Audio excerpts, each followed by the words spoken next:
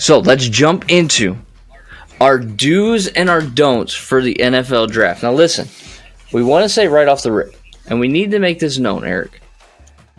It's going to be chaos. Yeah. The entire draft, but specifically the first round on Thursday night, is going to be chaos. Yeah. So these are going to be basic parameters by which we think Brad Holmes should operate for the best interest of the team. Mm-hmm. It's going to get a little murky because we don't know what other teams are going to do, who's going to trade up, who's not going to trade up. But we need to talk about the negative. Let's talk about the negative first. The don'ts. Don't do this in the NFL draft if you're the Detroit Lions. What do you got? My first don't pass up on your long-term solve at quarterback. I know it's a lot of desire to just find the backup, to just find the easy plug and play for the next couple years, and that's fine if that is the mindset. I just don't believe the Lions have to pass up on a long-term choice just to soothe for what they're doing in these next few years as they contend. The Lions are in a position where they're trying to win now, but you can stash some long-term solutions away, and if they're at quarterback, regardless of the round, even to me, you have the luxury, you have the resources to find that solve. So to me, the number one no is do not pass up that long-term solve at quarterback. Okay, so I'm going to go and rebuttal that by saying do not draft someone to stash in the first round. Boo! I figured that was good. But listen, like you did that last season. And you cannot continually just draft to stash in the first round because you're not going to have this type of capital again. You need players that are going to make an impact on the field this season with the first two picks. If you want to stash somebody from the second round, that's fine. Mm-hmm.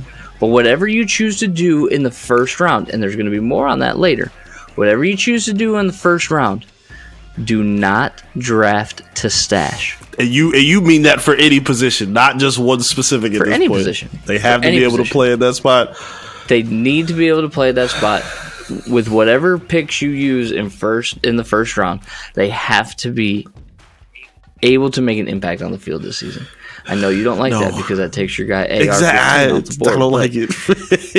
I think they have enough resources. Again, you have two number ones. You have 2 first-round picks, 2 seconds. Maybe. You can use one. They might not end up with 2 first rounds. They very well could, but you can use one of those as a draft and stash. I think they have enough affordability to do that with the depth that they have now and with the number of picks that they have already. You can draft and stash. I don't agree with that. I'm sorry.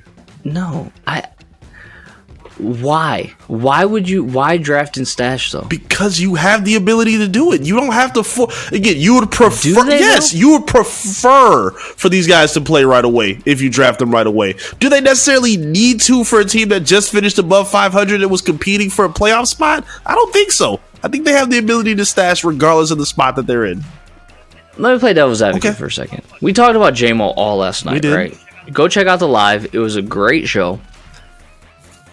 If they wouldn't have drafted and stashed, which, okay, it's in the past. I'm not going to relitigate it.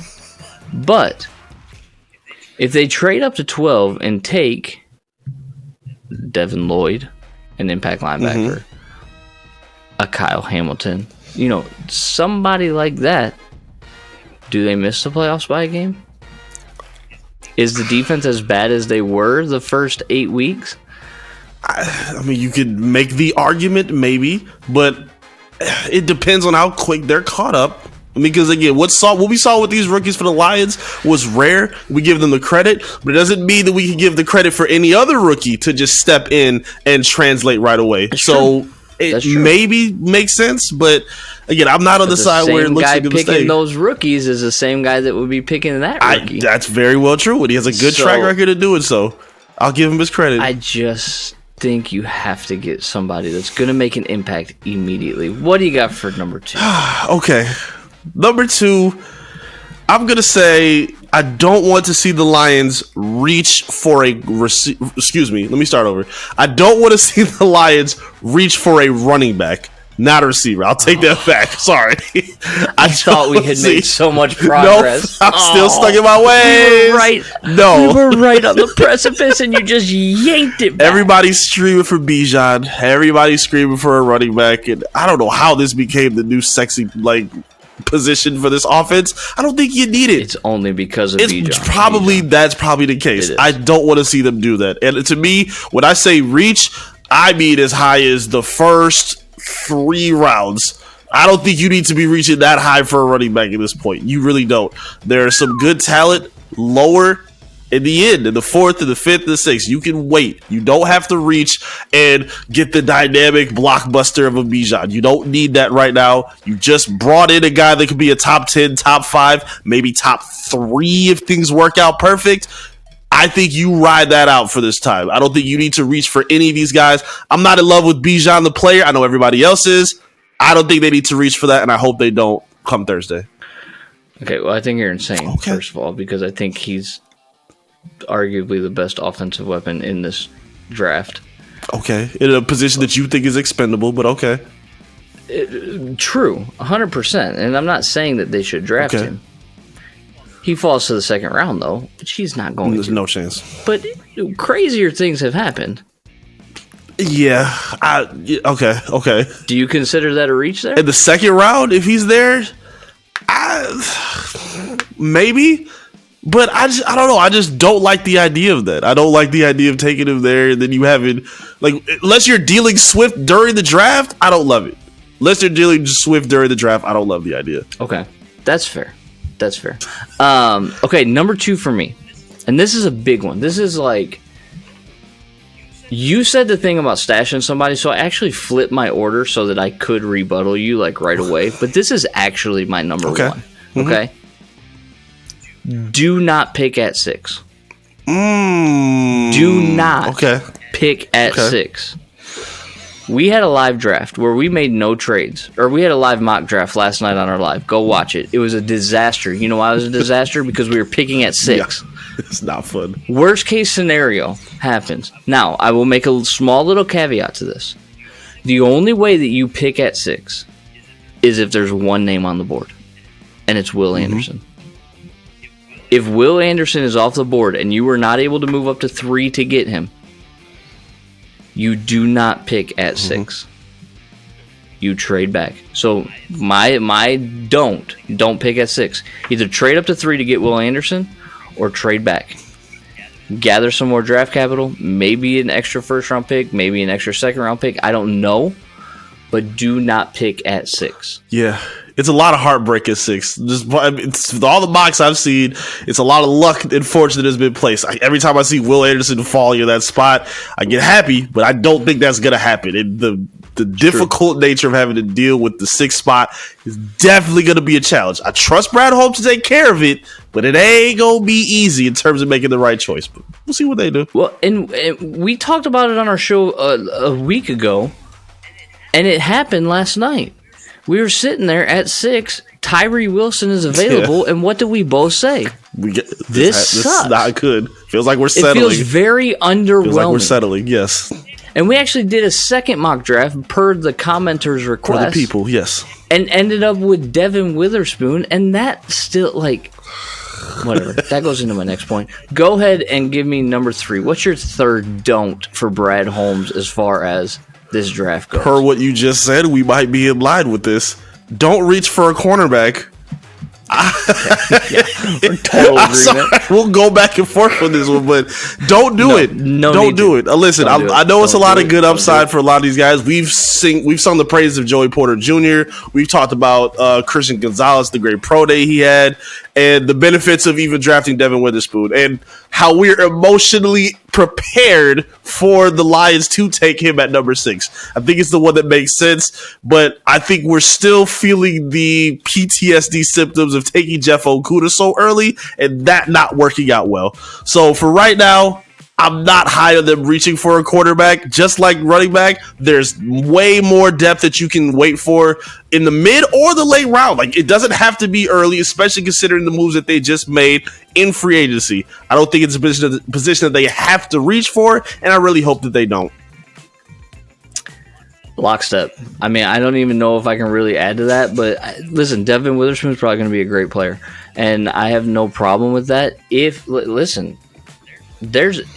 not picking at 6, we trade back to 10, and we trade back to 11, and Christian Gonzalez is there. We trade back to 14, and Joey Porter Jr. is there. I'm okay with a corner there. I'm not okay with a corner at 6. Not either. That's just not. No, don't do it. Do not do it. It's going to happen. I'm like already preparing myself for them to say Witherspoon and me throwing pens and everything because it's just going to happen, and I've got to prepare mentally, emotionally, and probably spiritually as well for it, so I don't do anything too bad. But don't take a corner. If free agency, they got 2 of the 3 guys that they got, I'd be okay with it. I'm like, okay, cool. It's still kind of a need. You still want to find somebody. At this point, you got 3 legit veterans that can swap it and like kind of hold things down with what they have. You don't need to be playing a corner or rookie that early and where they're at. I really don't want to see it. If Porter's there at 18, you take Joey Porter yes, Jr. at 18. Take him at 18. I would love that. Fine. Banks from Maryland, maybe. That's actually why I don't want a corner at 6 is because I want Porter at 18. Cool. Like, Porter's the name that I want. I like Christian Gonzalez. I like Devin Witherspoon. Like, Joey Porter Jr. Like, his dad is a maniac, right? I loved Joey Porter when he played for the Steelers. Awesome. He was so much fun. I want that in Detroit. I don't know. What do you guys think, though? As far as what are your don'ts for the Detroit Lions draft? Let us know in the comments. Make sure you've liked this video. Make sure you've shared this video so we can continue to build this Detroit sports community. But let us know, what are your don'ts? We gave you our 3. Let's run over them real quick again. Eric, what's your 3? My 3 are very simple. Do not pass up on a long-term solve at quarterback, regardless of what the prep position is of the pick. Do not reach for a running back, and please do not reach for a cornerback. Very simple 3 right there. And my simple 3 are this. Do not draft at number 6. Do whatever you can to get up to 3. If you can't get to 3, trade back. Do not draft a cornerback at 6. And don't draft to stash somebody in the first round. Regardless of what Eric says, don't do it. But we want to know what you think. So make sure you drop your comments down below. We will get to them. We love to read them. We love to interact with you because we are building this Detroit sports community.